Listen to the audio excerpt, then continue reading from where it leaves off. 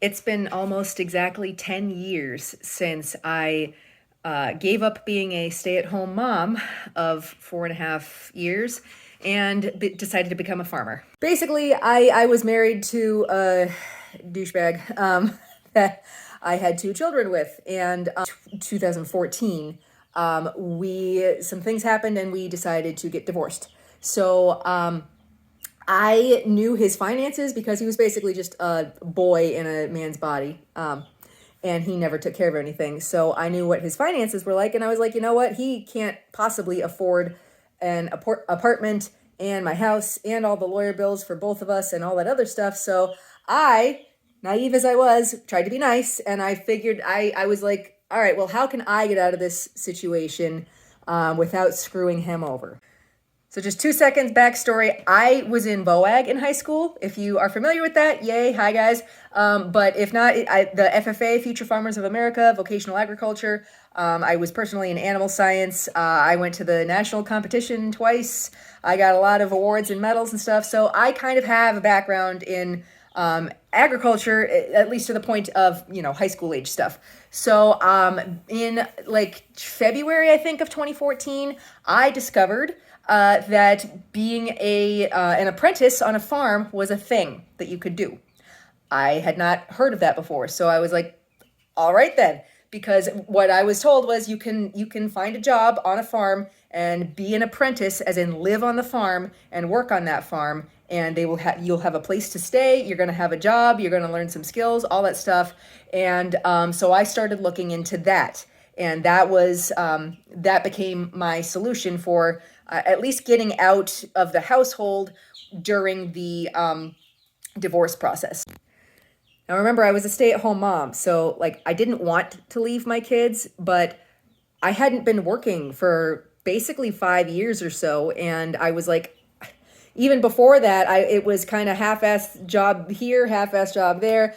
I needed to learn something, and this was, in my mind at the time, the best solution for me. So I basically traveled around and did a few interviews, and I finally got very, very lucky finding a farm that was the best deal, like out of any of them. Going from being a stay-at-home mom for over 4 years to and being with my children all the time, every day, suddenly being by myself at a new place that I'd only been to once before for my interview, on my own, away from my children, is the hardest thing that I've ever had to do in my entire life.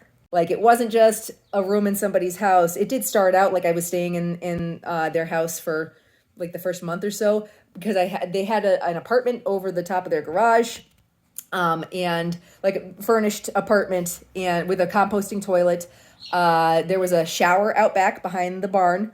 So I had to clean all of this stuff up. Like I had to repaint, I had to do everything because my boss told me that he hadn't had an apprentice for like 2 or 3 years. So they were basically, there was junk in there. So I had to clean everything out, but it was basically like a studio apartment. He was nice enough to hire a contractor who came in and put a sink in there for me and everything. So I had like his old refrigerator and a sink and a composting toilet, and I could go shower out back behind the barn, which, by the way, had exactly 7 minutes of hot water. That was how I lived for that whole year from April through October. I lived and worked on that farm. It started off 5 days a week, then it went to 6 days a week, 60 hours a week. I worked. I lived and worked on that farm. I busted my ass. I've never been in the better shape in my entire life. I'll tell you that. I was 30 years old and I was, the skinniest I've ever been and most muscular I've ever been. But man, I was tired a lot. And because it was like an apartment situation almost, I was able to have my kids come and visit me, the 1 day a week that I had off. So there's a lot of struggle going on with that. But basically I learned how to be a farmer. It was an organic farm, and they did poultry. So I learned how to slaughter poultry. I learned how to grow all the vegetables. I was like managing his greenhouse. I did everything on that farm. And I busted my ass for 7 solid months on that farm. So I was making $200 a week working 60 hours a week. That was my pay. But I had, room and board basically. He didn't care how many vegetables or whatever I ate, as long as I didn't take the last of something, and I was, whatever. My boyfriend at the time, because I had started seeing somebody, was working on a different farm where he was living in a shack, a literal shack, like one of those almost barely a step above a shed that you would see outside Home Depot, like with electricity in it. And that's what he was living in for $100 a week, and like hardly any vegetables or anything like that. He had to find his own food, and it was really bad. And I had interviewed on that farm, so I was like, I'm glad I got where I got.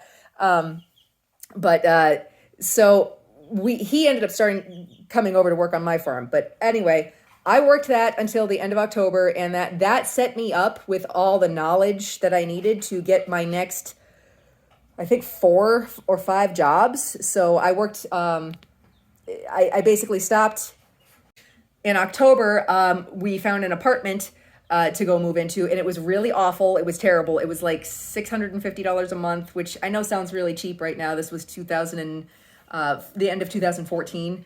And it had like hardly any insulation in it. It was freezing going into winter.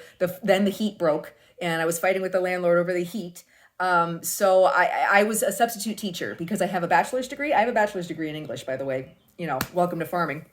And I was able to substitute teach over the winter at the local school system. I also got a part-time job working like office type stuff for this guy, like 10 hours a week. So I was doing 2 jobs, and, the school systems were taking almost half of my paycheck every week, because apparently the substitute teachers were paying for the other teachers to retire. This was Massachusetts. Thanks, Massachusetts. So my boyfriend at the time, who was my second husband, and now we're divorced, but anyway, he was working for $9 an hour at a factory. So I lived in poverty. Trust me, I spent a long time in poverty.